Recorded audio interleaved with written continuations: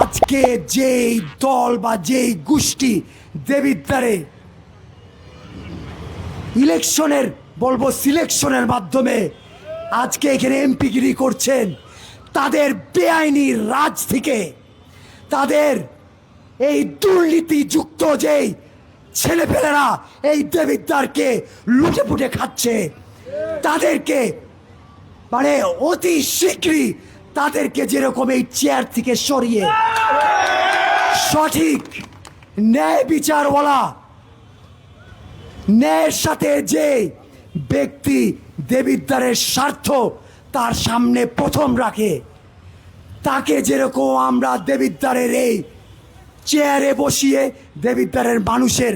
ভাগ্যের নিয়ন্ত্রণের ক্ষমতাটা আমরা দিব ইনশাআল্লাহ। এই জন্য আপনারা সবাই ঐক্যবদ্ধভাবে সামনের দিনগুলো কাজ করবেন। আমরা কাউকে ভয় পাই না, আমরা কোনো ব্যক্তিকে ভয় পাই না, আমরা স্বয়ং আল্লাহকে ভয় পাই এবং আল্লাহকে সামনে রেখে আমরা দেবিদ্বারের মাটিতে আবার ন্যায় বিচারের একটি নতুন দিন আমরা গড়ে তুলব। আপনারা জানেন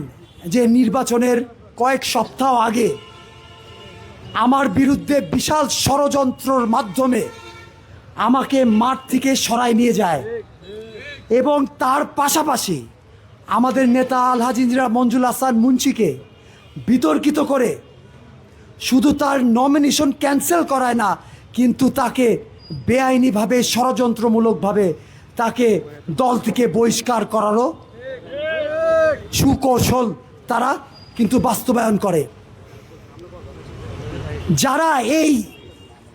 কুচক্রের সাথে যারা জড়িত ছিল, আমি তাদেরকে লক্ষ্য করে বলতে চাই, আমরা সবাই জানি আপনারা কারা। অনেকে আমাদের ভিতরের মানুষ, অনেকে আপনারা আমাদের বাইরের মানুষ, কিন্তু যদি আপনারা মনে প্রাণে শহীদ রাষ্ট্রপতি জিয়াউর রহমানের আদর্শে অনুপ্রাণিত হয়ে এই দলকে ভালোবাসেন, এই দল করেন,